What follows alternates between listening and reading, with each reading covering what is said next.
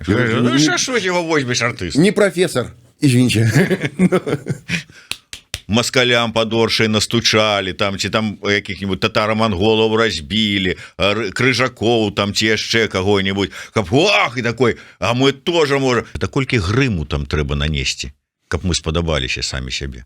Ці наадварот зняць.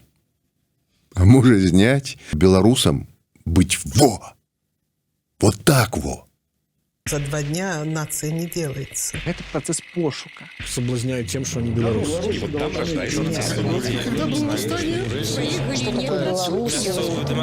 Честность – это не национальная идея. Працягваем шукаць, прамаўляць, намацаваць беларускую нацыянальную ідэю. Усім прывітанне, в эфіры чарговы выпуск праграмы «Ідэя X». Праграмы, падчас якой мы працягваем шукаць, прамаўляць, намацаваць беларускую нацыянальную ідэю.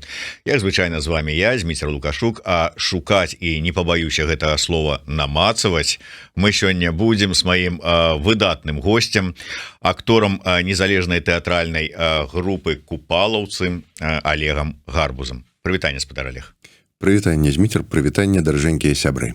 Прывітанне. Хацеў дакладней выпытываў у спадара Олега, што там можа быць, вот рэгаліі яго пералічыць, каб так пафасна гэта ўсё гучала, там навуковыя званні, дзяржаўныя ўзнагароды, на што кароткі адказ пачуў. Мы гэтымі ўзнагародамі ў свой час падцёрліся, а не шкада?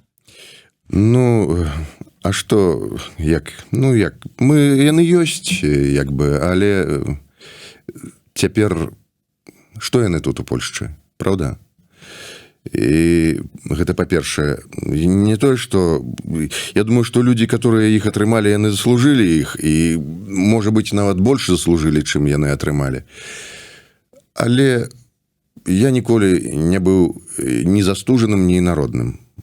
Ну, вось, менавіта быў застужаным, якім я і цяпер з'яўляюся, і народным таксама ў гэтым. А калі верыць прапагандзе, то і народным.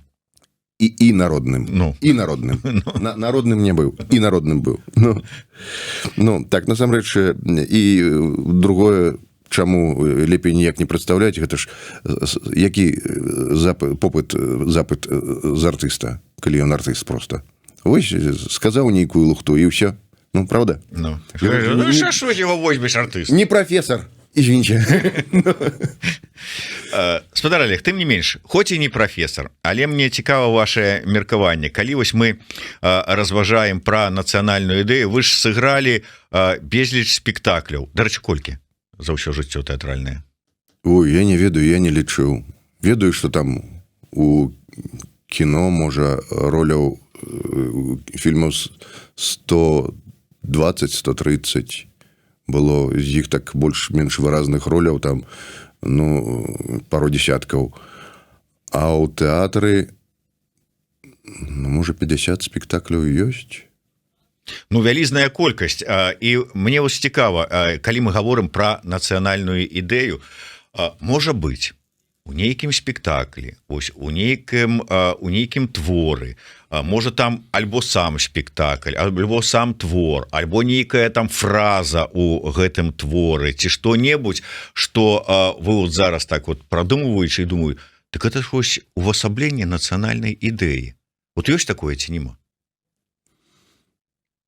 Я з гэтага гледзяча нават не задумваўся у сваёй працы.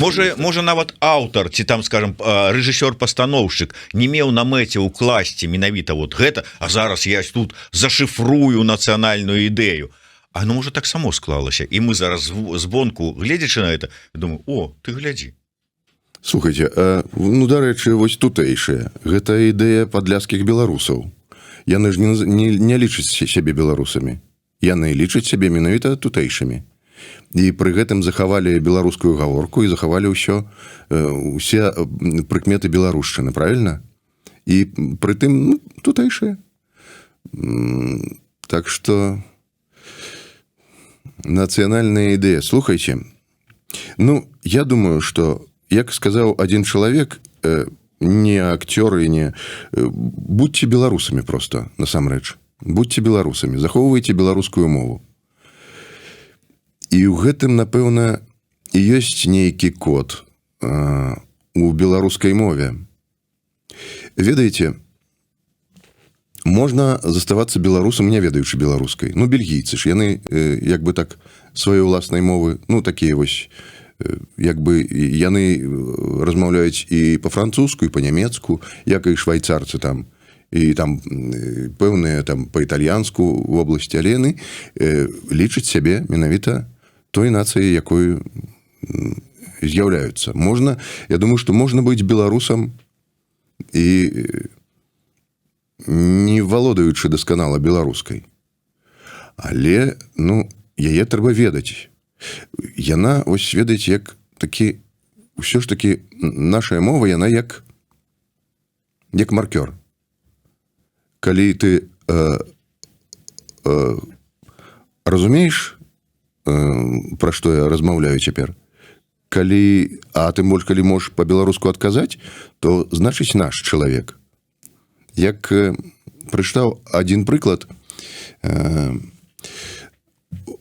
здаецца, ва Уэльсе гэта адбылося, там сын з бацькам спрачаўся, кажа, навошта мне вучыць гэты уэльскі дыялект? Ну, здаецца, гэта пра Уэльс. Ну, гэта можа быць і пра Шатландыю, пра Ірландыю, пра ўсё, што заўгодна. Ну, а тым больш Уэльс. Ну, дыялект. Ён кажа, слухай, сынок, ну, яго нідзе не выкарыстоўваюць ужо, нікому як бы і не патрэбны. Ну, табе хіба не хацелася б, каб у нас была такая з табою тайная мова, якую б мы вось маглі з табою размаўляць, і ніхто нас не разумее, а вось, ну і таксама вось на малога гэта, здаецца, паўздзейнічала тады. Хаця б як... Я разумею, што можна быць беларусам і не ведаючы беларускай. Усё ж такі можна быць. Але гэта моцны маркёр. Веданне і валоданне беларускай моваю. Здаецца, якая яшчэ нацыянальная ідэя можа быць? Вось паглядзім, мне цікава заўжды такія невялічкія дзяржавы, так, якія выжылі і сталі паспяховымі, у якіх было шмат ворагаў, якія тым не менш захаваліся і сталі значнымі гульцамі. І тут я ўзгадваю заўжды, ну, мне прыходзяць тры. Ось якія вам прыйдуць, Зміцер? Моцнымі дзяржавамі? Ну, невялічкія дзяржавы, якія захавалі сваю адметнасць і такія, ну, яны з імі ніхто не спрачаецца так асабліва. Ну, тут можна ўзяць і тую ж самую Швейцарыю вамі узгаданую. Можна ўзяць тую ж самую Чэхію. Чэхія, так. У Чэхіі былі перыпетыі, можа быць. Ну, калі браць нават не толькі Еўропу, то, ну, вось Ізраіль той же Ізраіль, так. Ну, шмат краінаў можна прыводзіць. І Фінляндыю, я б думаю. І Фінляндыю можна прыводзіць таксама, да. Вось, і чым яны...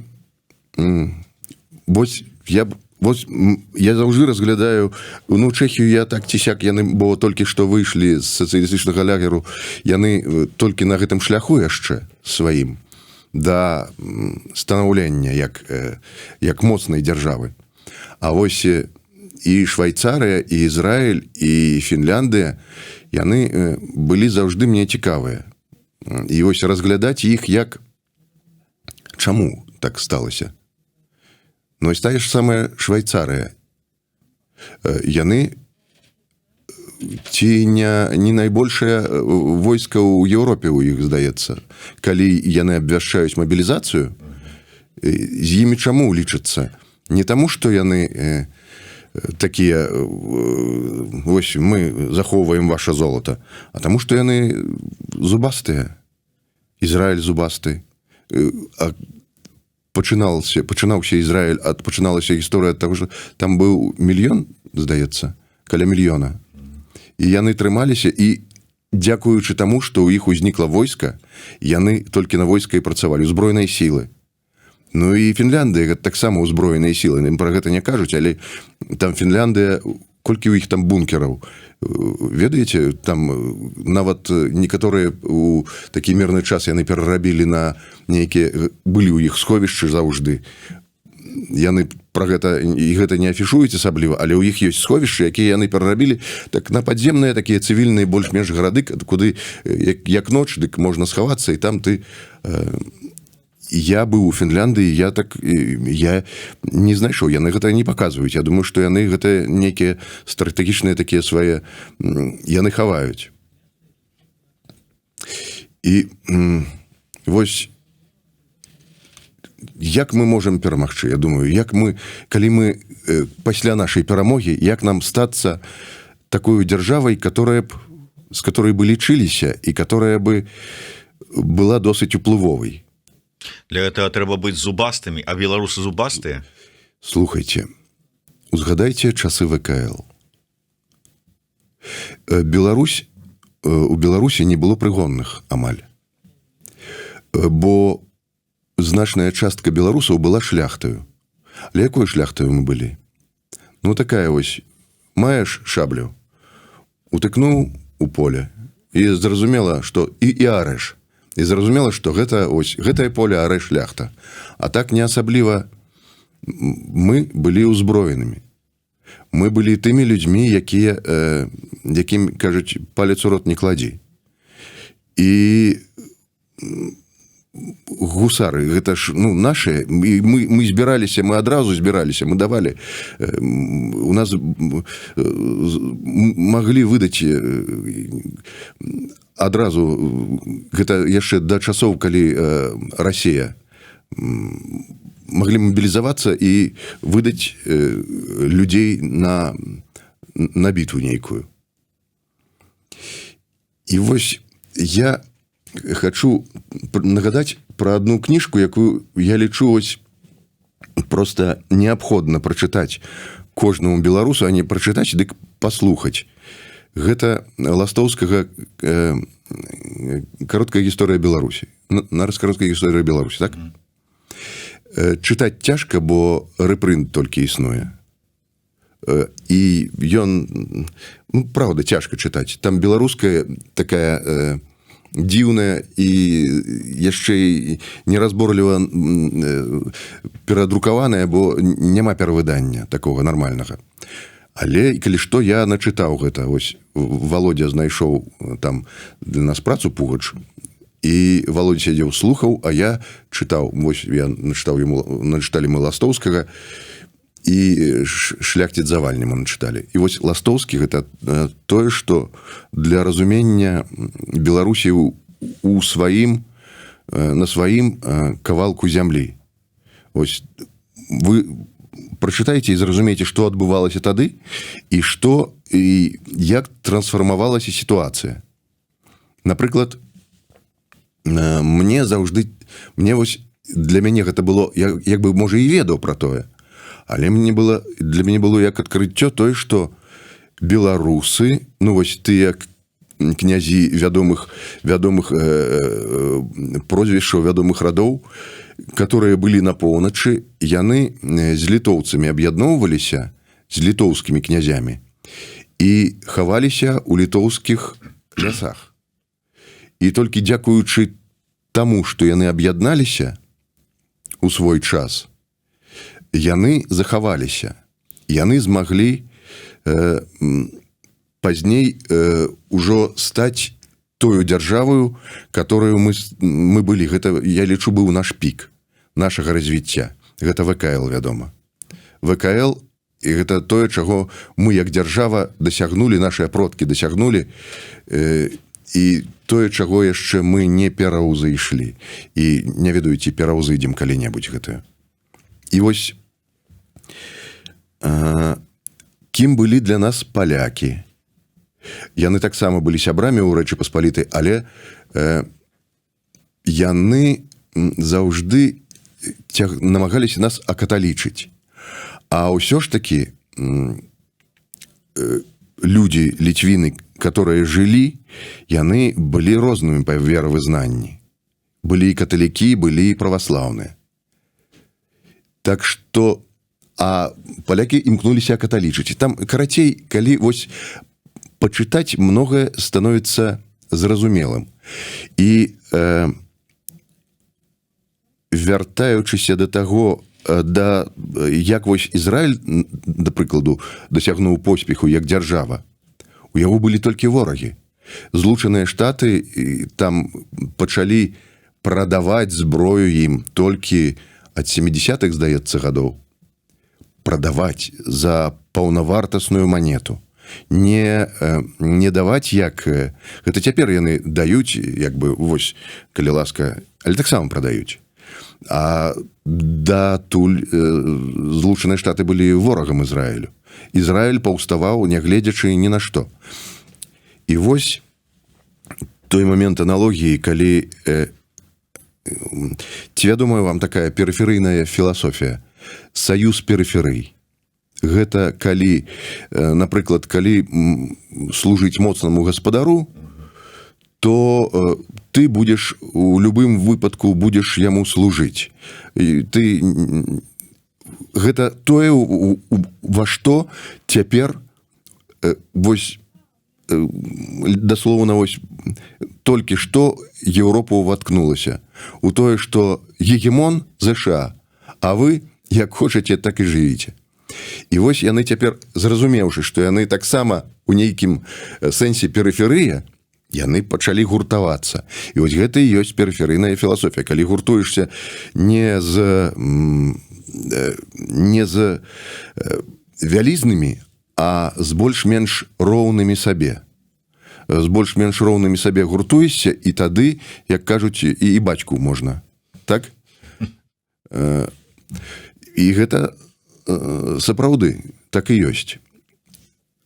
Калі мы з літоўцамі, з жамойтамі, з аўкшайтамі, з кім мы там былі ў Саюзе, мы таксама гуртаваліся, мы былі не такімі ўжо моцнымі, але аб'яднаўшыся, мы сталі досыць важкаю сілаю. Вось, і Еўропа цяпер таксама аб'ядноўваецца. А гэта пры ўсім тым, што ў палітыцы, як высвятляецца, у нас няма такіх, вось, скажем, вось, гэта мой брат. Вось мы з палякамі браты, з літоўцамі браты. Літоўцы не хочуць такого братэрства, бо яны цяпер, бачыце, я разумею тое, што яны робяць, яны хочуць захавацца. Бо яны могуць проста растварыцца ў беларусах, а яны хочуць захавацца. Таму яны адасобліваюцца ад нас. Яны адасобліваюцца. Хаця мы таксама, яны убачылі, што нас болей, і вось, далей. Пра тое, што ў палітыцы няма братоў. Таксама гэта з перыферыйнай філасофіі, з саюза перыферый. Гэта тое, што у нас ёсць толькі... У нас ёсць спадарожнікі, у нас ёсць хаўруснікі, і у нас ёсць партнёры. Спадарожнікі, партнёры, хаўруснікі. У такой чарговасці. Спадарожнік гэта проста, калі вы можете, вось, калі вашыя кірункі супадаюць да наступнага паварота, дзе там разыходзіцеся, партнёры крыху далей, да канца квартала, а хаўруснікі гэта больш-менш такія стратэгічныя. Але, на жаль, сяброў у нас у палітыцы няма. І беларусы мусяць выжываць як нацыя самі. І мы мусім гэта зразумець адразу. Бо лепшага сябра, чым беларус беларусу, ніколі не будзе. Усе астатнія, хто нам нават дапаможа, гэта, дзякуй Богу, што ў іх там на дадзены момант іхняя зацікаўленасць у іх ёсць такая, каб нам дапамагчы. І гэтым трэба скарыстацца. Але трэба заўжды трымаць у галаве сваё, і трэба разумець, што мы як нацыя выжыць можам толькі нацыяй. Беларусы могуць выжыць толькі з беларусамі і захавацца як беларусы. А калі не, Ну, тады, на жаль, насамрэч, мы можам, як апалячаныя беларусы існаваць, ці дзе-небудзь амерыканізаваныя, ці... Дарэчы, на дадзены момант Польшча, маючы... Яна не баіцца нас, бо маючы 40 мільёнаў народу, насельніцтва, яны не баяцца, што мы іх паглынем. Яны могуць нам даваць такія вось ніштякі, скажем так, як развівайцеся, захоўвайце сваю культуру. Дзякуй ім за гэта. Бо, ну, таксама. Бо без гэтага мы б без Польши мы не выплылі ў гэтай сітуацыі. Ну, але вось пра літоўцаў я разважаю, і бачыце, яны, ну, просто яны выціскаюць нас, выціскаюць. Ну, з гледзяшча свайго літоўскага яны робяць правільна. Ну, што рабіць? Яны малая нацыя. Яны мусяць выжыць, калі хочуць выжыць як літоўцы, то нягледзячы на тое, што, як бы здаецца, літоўцы, мы былі з вами на адным баку. Мы з вами калісьці там хаваліся ў лясох. Мы былі побач. Так, на той момант у нас супадалі. Вось нашая зацікаўленасць. Вы сказалі выдатную фразу пра выжыць можам толькі нацыяй, а мы сфармаваліся як нацыя, мы ёсць нацыя, а мы пазбавіліся нашай тутэйшасці, і ці трэба яе пазбаўляцца? Вот бачыце эту пагрозу в этой тутэйшасці ці не? Такое 3 пытання ў адным. Ну, мне здаецца, па-першае, што мы... Гэта дадзенасць такая.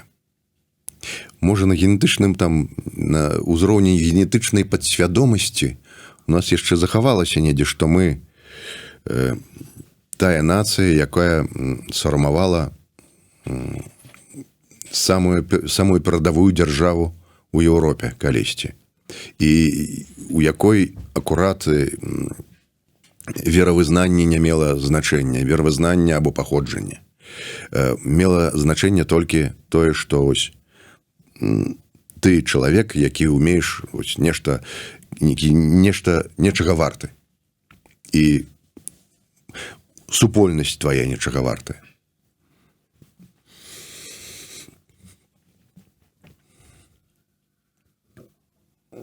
А на сёння? Я ж кажу, вось наконт тутэйшасці, можа, гэта і ёсць наша выйсце. Мы мусім яднацца з такімі, з падобнымі сабе, з тымі, з кім у нас супадаюць імкненні. Я думаю, што зараз, вось цяпер, у гэты час, мы ўсе зараджаны на тое, каб разваліць гэтую недаімперыю расійскую, правільна? Я думаю, што трэба з усімі яднацца, хто гэтага прагне. І нават і ў сярэдзіне той самай імперыі. Ну, гэта зразумела, яднанне з тымі, хто бачыць у гэтай імперыі ворага, ну, таму што гэты вораг канкрэтна пагражае нам і там пэўным іншым такім же самым, як мы. Але для нашай нацыянальнай свядомасці, нашай нацыянальнай ідэнтычнасці, вось гэтая тутэйшасць, наколькі яна можа быць небяспечная, таму што мы ж, ну, я не ведаю, як там зараз ужо з гэтым, але раней яшчэ там, скажем, 90-е, там нулевые, калі там ой, як добра, як вы гаворыце по-беларуску. Да ты што? Я не по-беларуску. Ды каго ж, а як, а на якой? А я по-нашаму, по-мясцоваму, по-тутэйшаму. Дык вы ж вот беларус. Я не беларус, а хто ты? Я тутэйшы. А як вот гэта да нашай нацыянальнай нейкай ідэнтычнасці з ёй супадае? Ну, я не ведаю, ці гэта насамрэч ёсць злом. Гэтая тутэйшасць. Бо дзякуючы гэтай тутэйшасці і перажылі і тое і сёе, правда? перажылі і захаваліся. І тое, што вось тутэйшыя янкі-купалы, адмоўны герой Мікіта Зносак. Ну, адмоўны, а можа ён не адмоўны. А вось у купалы я заўважаў, дарэчы, што як бы відавочна адмоўныя героі, яны нейкі самыя прывабныя героі. Ну, у паўлінцы. Я граў Быкоўскага много гадоў, больш за 10. Для мяне гэта самы цікавы і самы добры персанаж. Бо трапляе у... Чалавек трапляе у неўласцівую сабе атмасферу, як бы над ім здзекуюцца там, а ён як бы трымаецца і паказвае, што ён, ну, вядома, ён нечым наіўны, але ён стараецца трымаць гонар. І вось той самы Быкоўскі, которага, здаецца, у купалы, як бы ён прапісаў, як бы адмоўны персанаж, бо ён недарэчны жаніх, ці не пісаў купала, у прынцыпе, гэтага недарэку жаніха з самога сябе? Ну, ці не ўкладаў ён свае рысы туды? І тутэйшыя Мікіце Знасілов, як бы ён можа падацца, што ён адмоўны персанаж, а можа ў гэтым ягоная і перавага, што ён прыстасоўваецца да ўсяго. Прыстасоўваецца да ўсяго, але каб у пэўны час, калі з'явіцца нейкае вакно мажлівасцяў, не ён, а яго дзеці, якія захаваліся, ужо сталі сапраўднымі беларусамі, правда ж? Можа, на нейкім этапе задача нацыі ёсць выжыць? А вам не падаецца, што гэты этап зацягнуўся? Что вот мы тут зараз кажам про тое, что вот нацыя выжыўшых, вот глядзіце там, і тады вот у тым веку бегалі праз нас, а мы выжылі, і ў гэтым веку, і так 300 гадоў там ці 400 ці 500 праз нас бегалі, а мы ўсё выжывалі і выжывалі, выжылі, але працягваем выжываць, таму што працягваюць бег. І то есть вот как бы нацыя выжыўшых, і здаецца, ну класна, іншыя і загінулі падчас такіх вот беганняў, а мы выжылі. Але калі паглядзець по-іншаму, атрымліваецца, а хто выжываў у такіх сітуацыях? Хто здрадзіў? Хто збег? Хто прыстасаваўся? Хто прыкінуўся іншым, чым ён ёсць на самой справе? Атрымліваецца, хто мы як нацыя? Нацыя прыстасаванцаў, здраднікаў і баязліўцаў? Ну, нашчадкі гэтых вось. Зміцер, а вось напалеонаўскі гэты паход, ну, напалеонскія войны, беларусаў загінула траціна насельніцтва, здаецца, так? А беларусы дзе былі? По абодвух баках. І з боку Наполеона, которые імкнуліся вярнуць нашу дзяржаву, Рэч Паспалітую, Вялікае княства Літоўскае. А з другога боку былі таксама ідэйныя. І партызаны тыя збольшага былі, відаць, з боку расійскага. Ну, братазабойчая вайна. Гэта не тое, што нас вынішчалі. Гэта паўтаралася заўжды, як прыходзіў нехта. І павернецца там язык назваць здраднікамі носьбітай ідэі сваёй. Можа, ён здрадзіў дзяржаве ў тым яе выглядзе, у якім яна існуе цяпер. Здароўе. Але ён не здрадзіў ані сваёй нацыянальнай, ані сваёй ідэі уласнай, а можа і нацыянальнай. І так што нацыі здраднікаў я бы нас не называў. Так. Ну, гэта няправільна, бо... Добра, а можа быць мы тады нацыя з двумя душамі? а то можа і з 3, калі ось прыгадаць гісторыю беларускай сям'і, дзе там 3 сыны былі і адзін стаў палякам, другі літоўцам ці рускім, а трэці беларусам. Я не ведаю гэтую гісторыю. Ну, але я цалкам разумею, што гэта магло б адбыцца. То бок сям'я, у якой 3 сыны, і адзін адчувае сябе палякам, другі літоўцам, або расейцам, і трэці беларусам. Ну, можа быць, ось так мы і губляем, напэўна, сваіх людзей. Бо прасцей стаць палякам ці расейцам, бо яны даюць больш простыя алгарытмы.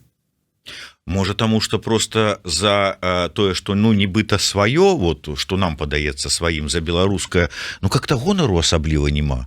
Вот паглядзіце, нават калі пачытаць нашу класіку, вот бярэм школьную праграму беларускай літаратуры, і я па ёй вучыўся, і што чытаеш гэту, і такое ўражанне, што ўсё, што ёсць у гэтай Беларусі з гэтымі беларусамі, гэта бедны няшчасны, занядбаны гэты з заскарузлымі рукамі, у лапцях, ідзе шэрае нізкае неба, дождж ідзе, ён па балоце, па гэтай гразі, некуды ідзе, утаропіўшыся вачыма у гэты бруд, і прэ на спіне на сваёй, праз вякі, праз стагоддзі, некуды сваю крыўду. Вот она нахрен нікому не патрэбная, а ён усё адно яе прэ. І ты думаеш, і што гэта? І вот мне быць такім, который ўсё стагоддзі ўсе гэтыя. Ну, вось менавіта таму, мне здаецца, што нашым сябрам маглі б даць узброеныя сілы, которые нам, калі мы зможам перамагчы на пэўным этапе, і прычым такія ўзброеныя сілы, которымі камандзіры якіх былі б беларусамі, і камандай аддаваліся на беларускай. Разумееце? І гісторыю там давалі б беларускую, не тую, якую адаптаваная праз расійскія падручнікі, а сваю гісторыю, бо ў нас добрая гісторыя. І яе трэба ведаць. Слухайце, я паглядзеў цяпер фільм «Купала», у которым там зняўся. І вось гэта тое, вось я бачыў тое кіно, якое трэба паказваць у школах. Вось там менавіта такія адсылкі, там нямнога, і, дарэчы, да Вялікага княства Літоўскага Рэчы Паспалітай крыху ёсць адсылкі, і туды-сюды, але яны такія вельмі з густам зробленыя, і яны пашыраюць разуменне нацыі беларусаў, што беларусы гэта не толькі вось гэта, а гэта і тое, і тое, і тое, і тое. Бачылі «Купалу»? Не бачыў фільм. Яно лепей за ўсё, калі вы зладзіце які-небудзь сумесны прагляд з якімі-небудзь сябрамі, і вось калі ўжо садзішся, і ад пачатку до канца глядзіш, не так, як вось сам звычайна дома. Гэта тое кіно, якое патрабуе канцэнтрацыі. І гэта добрае, карыснае кіно. І я разумею, чаму яго цяпер не паказваюць і не будуць паказваць хутчэй за ўсё. Хутчэй за ўсё, бо там ёсць беларускі сэнс. Там ёсць тое, як мы жылі, як мы выжывалі, што было крыху перад намі, і чаго нам чакаць далей. А вам не падаецца, вось, спадар Олег, што нам троху не хапае, як это зараз вымаўлю, Мікіта Мелказёраў з мяне заўсёды смеецца, бо я заблытваюся ў гэтым слове, міфілагізацыі нашай беларускай гісторыі, каб нам прыгажосцяў падаваць, каб быў у нас свой, умоўна кажучы, «Храбрае сердце», вот гэты фільм пра змаганне шатландцаў, там вот это ўсё, і што-нибудь такое гераічнае, там вот зняць якой-нибудь эпас пра тое, як там москалям падоршай настучалі, там, ці там якіх-нибудь татаро-монголаў разбілі, крыжакоў, там, ці яшчэ каго-нибудь, каб, ах, і такой, а мы тоже можем. Ведаеце, я прыгадываю дваровыя сустрэчы 20-го года, калі гісторыкі чыталі лекцыі ў дварах звычайным рабацягам, і тыя такія глядзелі: а мы ж, оказывается, не толькі во гэтых хлапцях, а маглі во гэнего настучаць. Божа, гэтага не хапае. Гэтага адназначна не хапае. Нам не хапае нацыянальна арыентаванай культуры і нацыянальна арыентаванай навукі. Гэта тое, што нават цаўкі пры Савецкім Саюзе дазвалялі нам вывучаць свае карані.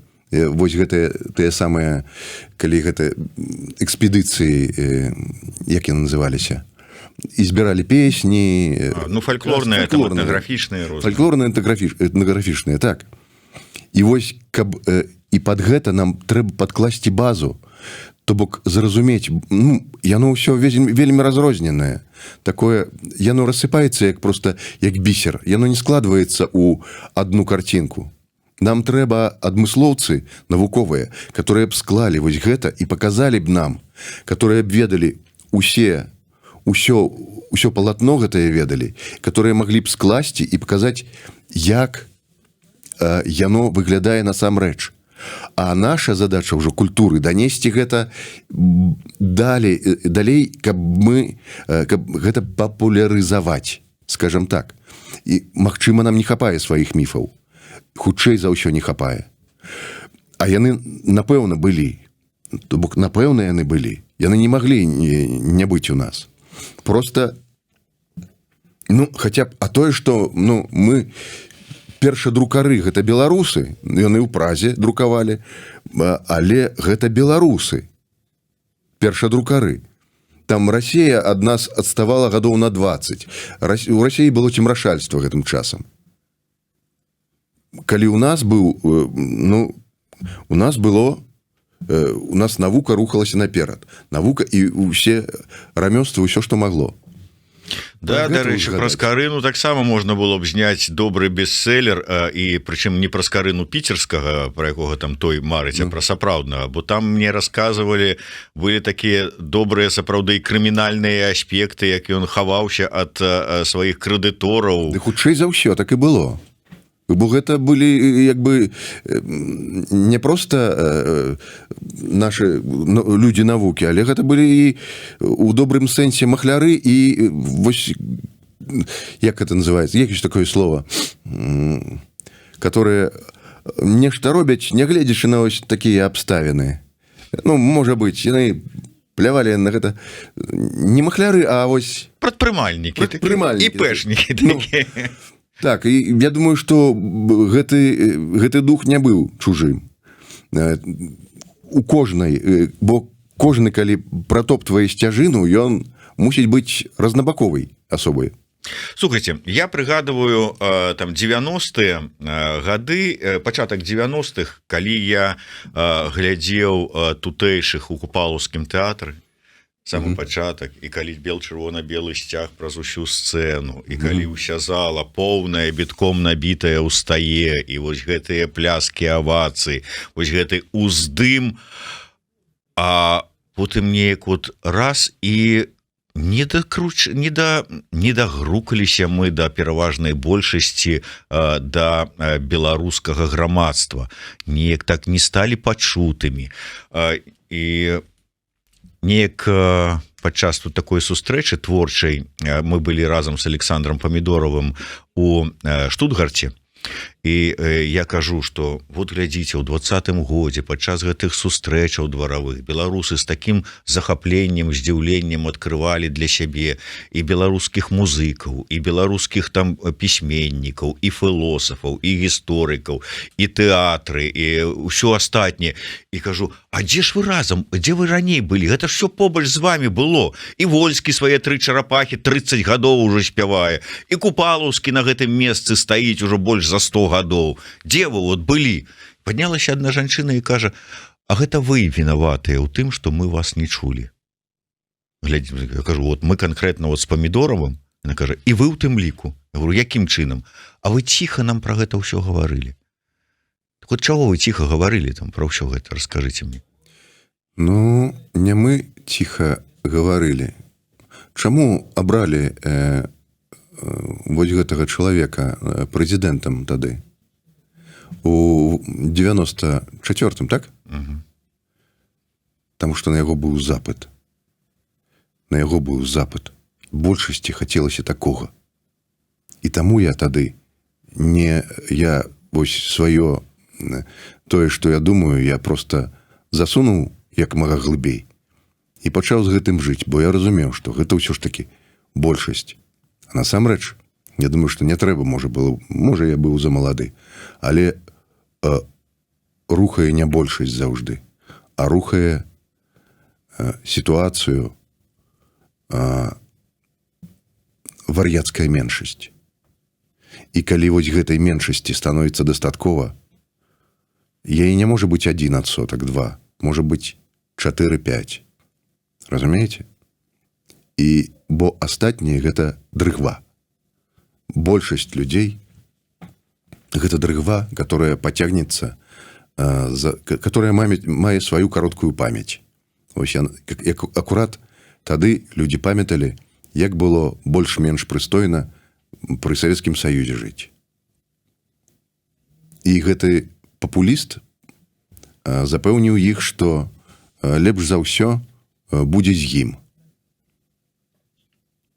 Яны абралі тады яго.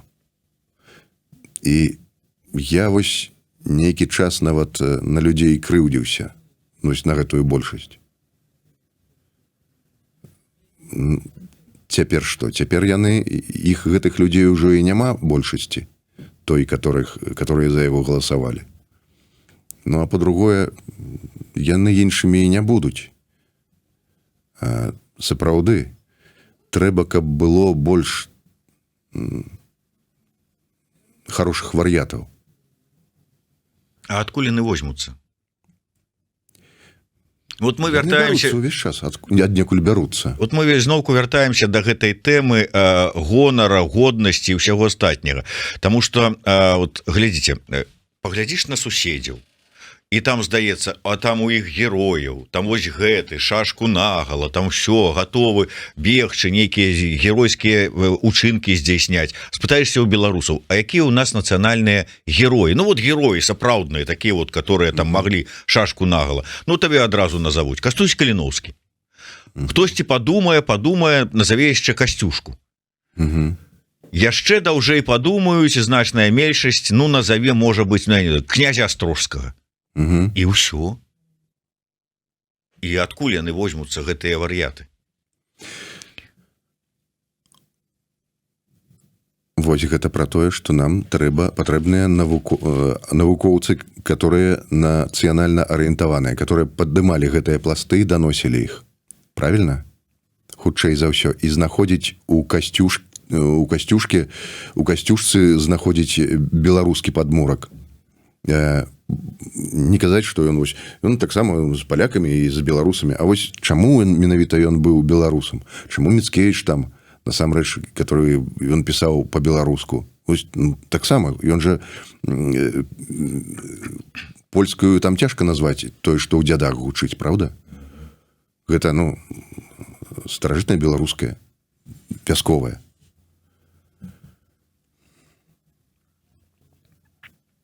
Але глядзіце, як лёгка беларусы аддаюць сваё. Той же самы Адам Міцкевіч, палякі, это наша. Ну, ваша і ваша. Касцюшка, а ён тут і амерыканскі, ён тут і польскі, ён тут і... Ну ладно, наце вам. Пагоня. Ай, ну што там тая пагоня, хвост вверх, хвост вниз, бярыце сам сабе пагоню. Мова, ой, у нас забралі, у нас аднялі, нам не давалі, нам перашкаджалі. А што вы рабілі, каб у вас яе не адабралі? І мову, і пагоню, і Касцюшку з Міцкевічам, усяго астатняга. А мы вот сядзелі, вот там мы ж не маглі, вот. Ну, ось тая класіка літаратуры, которая засталася нам цяпер, пра якую вы казалі, што ось, беларусы, это самае. То колькі было расстралян, насамрэч, і таленавітых хлопцаў. Я просто гляджу, цяпер я чытаю таксама сучасную беларускую літаратуру. Чытаю «Круглая сквер», цяпер начытваю, аўдыёкніга. Вал, ой, не ўзгадаю, як аўтар сябе назваў, ну гэта псеўданім, Але вось гэта вельмі добрая кніга. Файная кніга. Ну, там няма як бы такога героя. Герой, я яшчэ не дачытаў яе. Але героем там з'яўляецца чалавек, который хацеў волі, который яшчэ за савецкім часам жыў 10-80-е, ён рос у 70-е, конец 60-х, 70-е, 80-е, застаў перабудову, застаў развал Саюза і адразу з'ехаў за мяжу. А ўвесь час хацеў з'ехаць. Вось, і там вельмі, там з вялікім гумарам апісанае ўсё, тоже палціннік гэтай школа 50, у которой мои сваякі вучыліся, про которую я таксама добра ведаю. Там ўсё архітэктура менская апісаная. Там усё, што мне знаёма, і таленавіта і добра. І я магу сказаць, што ну, нікуды ж не падзеліся. Просто вось тады быў такі запыт, і друкавалі тых, которые пісалі вось пра цяжкую сялянскую долю. А пра тое, што беларусы ёсць розныя, і я думаю, што іх альбо забілі, альбо не друкавалі. Але яшчэ ўзнікне, я думаю, такая літаратура. Яна мусіць узнікнуць. Бо, ну, інакш... Бо насамрэч мы тады загнемся. Нам трэба паказваць у люстэрка, у якім мы мусім убачыць саміх сябе. І мы мусім у гэтым люстэрке сабе спадабацца. Бо мы ж былі беларусамі, мы цяпер ёсць беларусы. Нам трэба паказаць такое адлюстраванне, да якога нам бы хацелася імкнуцца, кім бы нам хацелася стаць. Не вось да гэтага забітага, няшчаснага там Васіля у людзях на балоце, які насамрэч не з'яўляецца героем. Чаму ён герой? Чаму лічыцца, што ён герой? Таму што ён прасраў сваё каханне з Ганою, таму што ён такі упарты быў, што ён прафукаў усё, што можна. Таму што ён не знайшоў іншага выйсця, якось, ну, добра так склаліся абставін, там, здаўся гэтым бандытам у свой час, ну, пасля адседзеў за гэта. Там, у прынцыпе, няма герояў. Там адзіны пазітыўны персанаж у людзях на балоце. Гэта, мне здаецца, Ганны Чарнушкавай бацька. І тое, які таксама. Эх, цяжка ўсё, але вось будзе так. Ну, ён самы такі, вось, які не выклікае гэтыя кулакі там прапісаныя кепска. Ну, гэта ў савецкай літаратуры заўжды так было. Мы мусім убачыць сябе такіх, якія б нам спадабаліся. А вот каб такія, каб нам спадабаліся, вось гэты адбітак такой, дакладней, такі партрэт, каб намаляваць з нас сённяшніх, то колькі грыму там трэба нанесці, каб мы спадабаліся самі сябе? Ці наадварот зняць. А можа зняць, можа насамрэч з Самескай трэба ўзяць і з Тамескай адбіць тое, што там пад гэтым тварам. Можа, яно застанецца там і застанецца, але можа гэта можа з гэтага пачынаць, не такія мы вялізныя, але мы асаблівыя. І вось з гэтых асаблівасцяў і пачынаць не з таго, што мы вось калісьці так, а вось мы такія, так, мы такія. Мы можам пацярпець, але калі нам ужо няма сілы цярпець, то выбачайся. Тады ўжо беражыся і хавайся. І я ўпэўнены, што мы навучыліся шмат чаму пасля 20-го году. Я думаю, што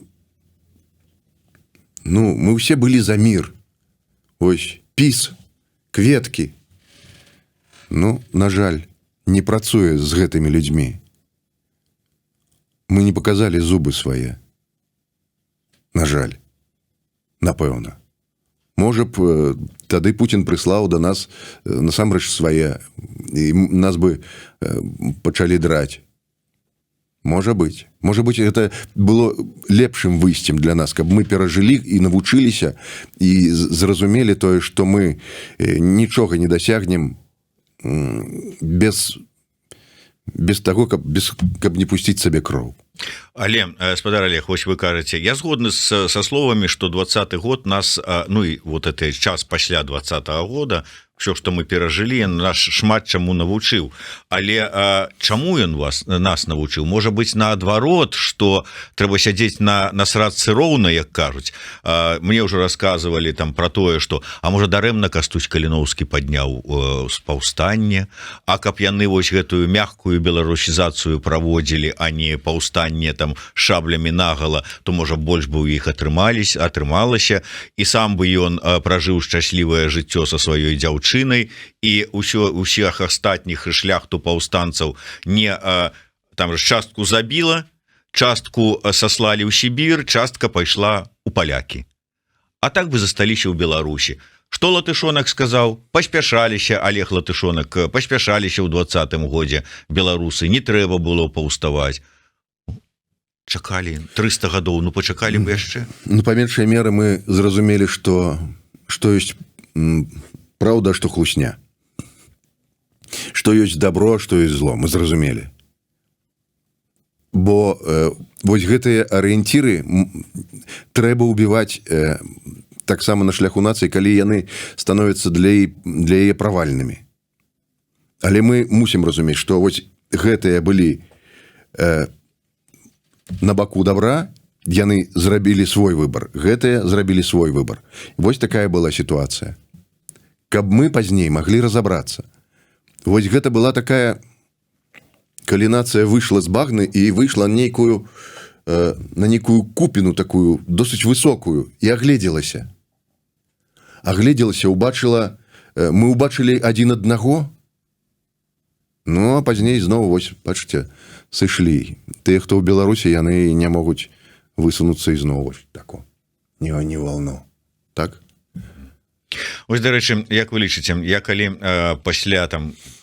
пасля гэтых ўсіх сустрэч, калі мы пісалі вот праграмы менавіта там у канцы 20-го, там пачатак 21-го года, узгадывалі ўсе гэтыя дваровыя сустрэчы, як вот беларусы адкрылі для сябе сваё беларускае, мне усе фактычна мае суразмоўцы казалі, адбыўся такі зрух у свядомасці у беларускага грамадства. Яны зразумелі сваё, яны пабачылі сваё, яны ганарацца сваім, і гэтыя вось змены, гэтую пасту ў цюбік назад не запхнеш.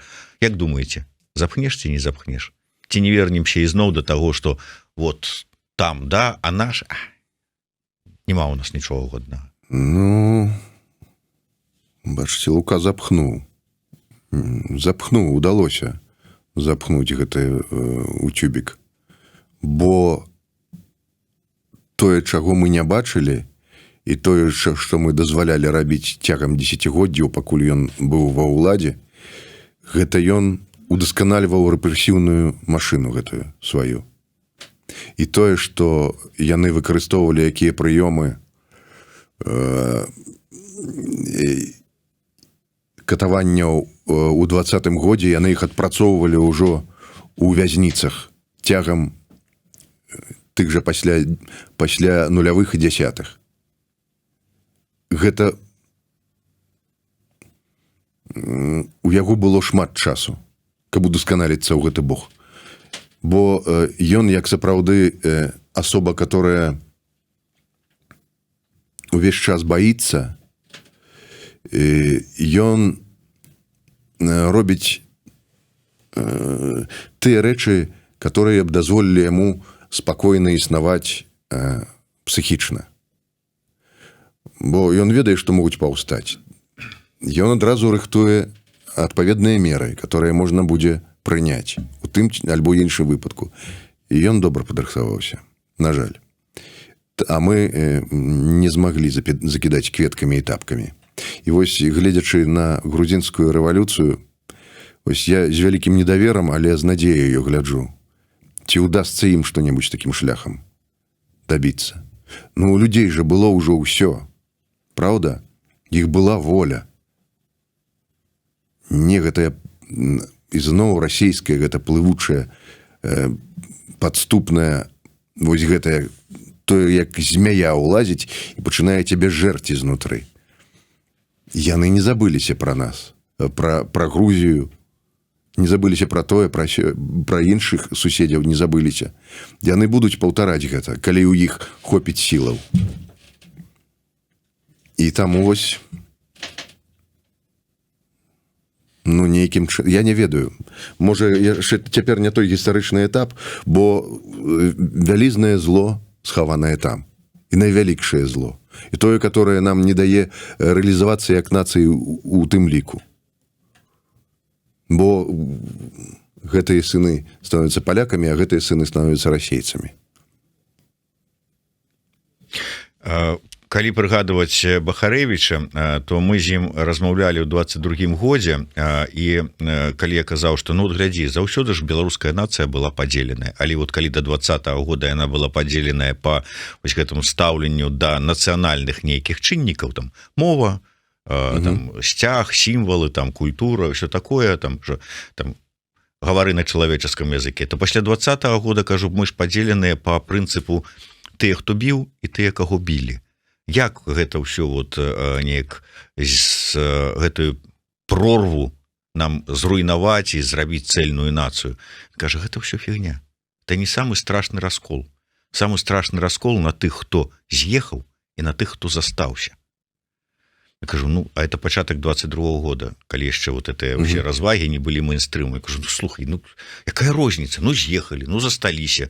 Розныя ж прычыны ёсць, але мы заадно, за законнасць, за дэмакратычныя там каштоўнасці, і гэтак далей, гэтак далей. Кажа, не, чым далей, тым больш мы будзем вось так разыходзіцца, і прыйдзе час, калі муры рухнуць, і мы там раз у абдымкі, мы вось з гарбузам такія дваём, такія першыя там праз Брэс мяжу пераскакиваем, глядзіце, мы вам тут сфармулявалі нацыянальную ідэю, якая прыгожая, а нам там скажуць, ведаеце што? Вот дзе фармулявалі, давайте дуйце туды, і там сабе ў сваіх Варшавах, Вільнях, Нью-Йорках і ўсіх астатніх, там как бы і сваіх там экстрэмістаў паказваеце, і нацыянальныя ідэі, і праграмы свае эканамічнага адраджэння, а мы тут самі, без вас. Наколькі гэта сапраўды небяспека такога ёсць? У гэтым будзе небяспека, калі мы урэшце рэшт мала што не выжывем, але і не станем кімсьці. Кімсьці значным. Я гляджу на сітуацыю у Польшчы. Была такая, падобная. З'ехалі Северын, Варлікоўскі, ну, творчыя асобы. Пазней яны вярнуліся. Яны адзін у камедii Францэ працаваў, іншы стаў знакамітым пастаноўшчыкам оперных спектакляў, у прынцыпе, знакамітым рэжысёрам. Яны былі вельмі паспяховымі, проста з еўрапейскага гледзяшча. Яны сталі кімсьці, яны сталі асобамі у абранай прафесіі, у абраным накірунку. Яны вярнуліся, і палякі былі радыя далучыцца да таго, што вось гэта нашы. Гэта, Северын, наш. Вось табе тэатр, который Шыфман калісьці пабудаваў. Варлікоўскі, вось табе былая аўтабаза, рабі з ей што хочаш. І ён зрабіў наймаднейшы тэатр, который цяпер самы цікавы ў Варшаве, а то і ў Польшчы. Такі, адзін з тэатраў. То бок, нам трэба, ўсё ж такі нам трэба рабіць. І нам трэба не забывацца на тое асяроддзе, дзе мы знаходзімся. Нам трэба некім становіцца тут. І тады людзі будуць зацікаўленыя, каб нас прыняць. І таксама быў жа і ўрад. Вось наконт урада я не ведаю, што заўжды у Лондоне быў польскі ўрад, сядзеў альтэрнатыўны. что там з ім стала. Ну, я так не памятаю просто таких вось, ну, каб бы, ну, напэўна, таксама, ну, мне здаецца, што яны вярнуліся. Не думаю, што калі хацелі. Так што у гэтым ёсць небяспека. Але гэтая небяспека спраўдзіцца, калі мы не зможам даказаць, што мы не пальцам зробленыя. Просто калі палякі з'язджалі, у іх все ж таки вось гэты ўзровень нацыянальнай свядомасці і ідэнтычнасці быў, скажем, адным словом. А ў беларусаў, наколькі ён ёсць? То есть вот я з'ехаў палякам с нацыянальнай гордасцю, ідэнтычнасцю, я вярнуўся палякам, папрацаваўшы там, а з'ехалі беларусы, якія пераважная большасць, да, яны ўключыліся ў 20-м годзе, да, ўсіх гэтых пратэстаў, працэсаў, ўсяго астатняга, але таксама з'ехалі там частку там не разумеючы, а на што там тая беларуская мова, а што там за нейкая беларуская культура, што там было ў гісторыі, мала хто ведаў, там можа хто і не разабраўся до конца, ён беларус, ці ён рускі са знакам якасці, ці тутэйшы, ці яшчэ хто-небудзь, і вот хто яны, у якасці каго яны вярнуцца, вот калі мы гаворым пра що ж таки нейкую там нацыянальную ідэю, нацыянальнае адраджэнне і абуджэнне. Ну вось таму трэба беларусам паказваць тыя постаці, да якіх хацелася б быць падобнымі, правда? Гэта значыць паспяховыя, гэта значыць справядлівыя, гэта значыць мужныя, гэта значыць светлыя, гэта значыць харобрыя, гэта значыць добрыя, гэта значыць шчаслівыя проста ў рэшце рэч, правда? То бок паказваць, што беларусы могуць быць такімі, і што гэта ўсё не выключае таго, што ты вось гэты набор добрых якасцяў, ён не выключае тваёй беларускасці, а наадварот, вось гэты беларус быў такім, вось гэты такім, і думалі пра тое. І наконт вось я вось таксама пра Каліноўскага ўвесь час думаю і пра гэтае паўстанне, колькі ім хлопцам было гадоў там 20 плюс. Гэта ж студэнты насамрэч. Гэта і заўжды, і яны пачыналі гэта, будучы яшчэ нават у гімназіі яны ж пачыналі. Ад гімназіі там, вось ад таго ўзроста, калі ты толькі пачынаеш сябе вось з нечым ідэнтыфікаваць.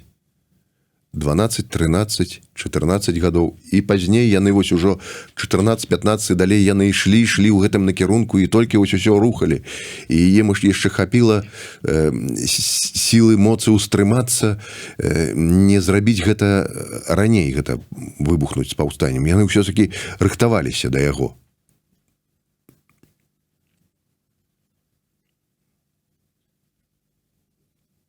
То бок, я ўсё ж таки думаю, што мы дзяды, ўсё ж таки, Зміцер. Мы не тыя, хто зможа зрабіць. Мы не ведаю нават, ці зможам мы натхніць. Мы зможам проста вось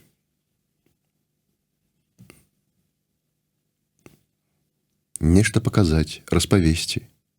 Нешта даць нейкія арыенціры, а яны будуць уже гэта вось рэвалюцыйны ўзрост, гэта ўзрост, калі табе канечне неабходна проста вось чымсьці натхняцца. Гэта мусіць быць вось нешта такое, вось справядлівасць у чыстым выглядзе, дабрыня ў чыстым выглядзе. Вось тое, што да чаго хацелася б імкнуцца, і тое, што чаго хочацца пазбыцца. Мы ўжо такія, ну, пажыўшыя крыху. Я не думаю, што мы ўжо здолеем тут што-небудзь памяняць.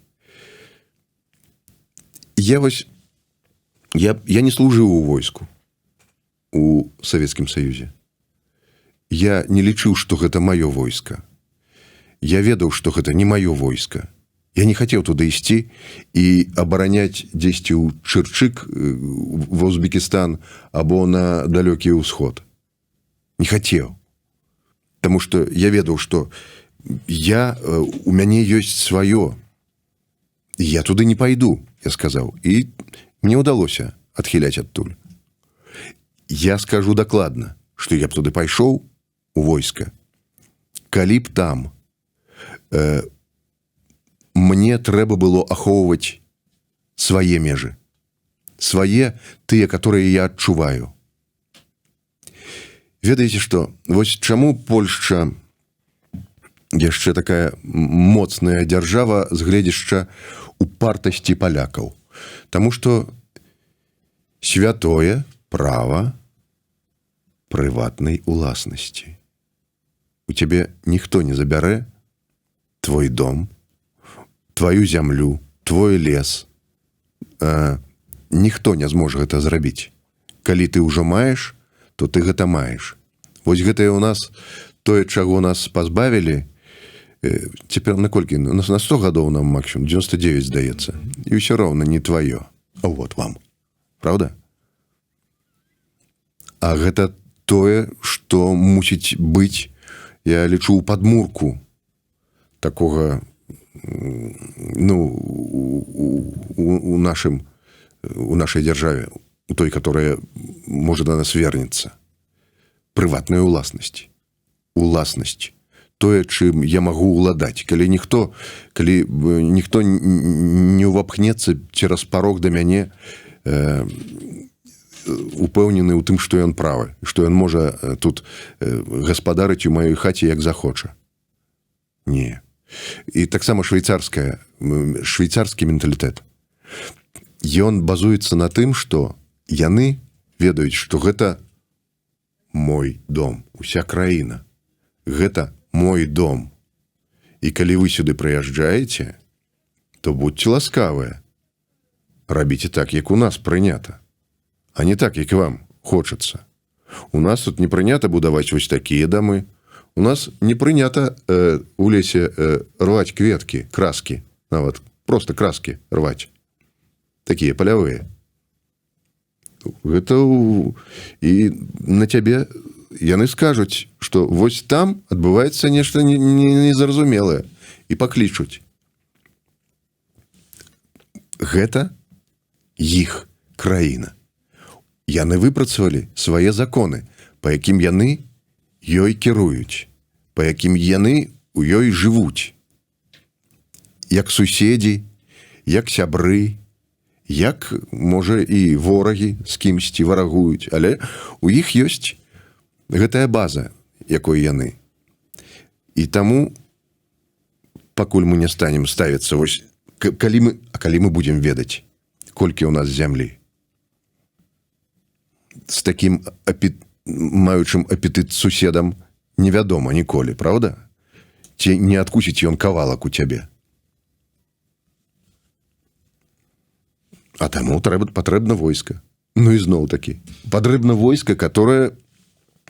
Я кажу, што беларусы былі ваяўнічай нацыяй. І гэта ў нас ёсць таксама. Терпім, але да нейкай мяжы.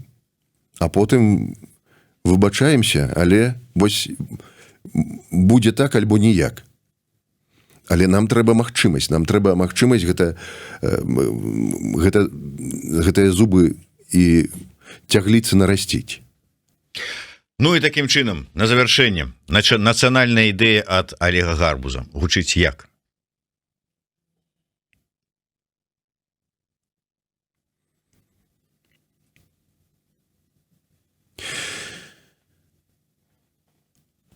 Для маёй прафесіі, так?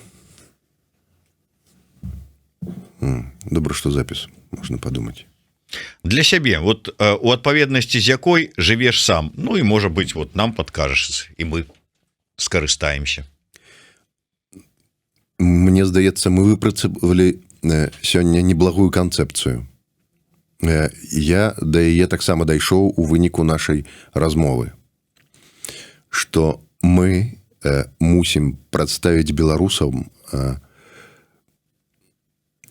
такіх беларусаў, якімі было б цікава быць, якімі было б прыстойна быць, якімі было б прыемна быць, якімі б хацелася быць беларусамі. Тыя рысы беларускасці, якімі хацелася ўладаць. Вось гэта моя задача як асоба, которая звязана з культурай. І гэтым нам патрэбная дапамога і навукоўцаў, і пісьменнікаў, і паэтаў, і гісторыкаў усялякіх, праўда? Каб выпрацаваць разам і каб данесці да людзей, што беларусам быць вот так во. Не трэба саромецца. Беларусы вон якія былі. І вось такія, і такія. І гэта ўсё беларусы. Разумееце? Ну што ж, здаецца, вось так. Выдатная ідэя ад Олега Гарбуза. Не саромецца быць беларусам. Дзякуй вялікі. Мне падабаецца. Вось гэтая цішотачка. Ой. Ад Еўрарадыё, праграма «Ідэя X» і мяне асабіста з удзячнасцю за удзел у гэтай праграме. Да сустрэчы, не саромеемся жа быць беларусамі. Дзякуй вялікі. Олег Гарбуз, Зміцер Лукашук. Жыве Беларусь і не саромеецца. Жыве вечна.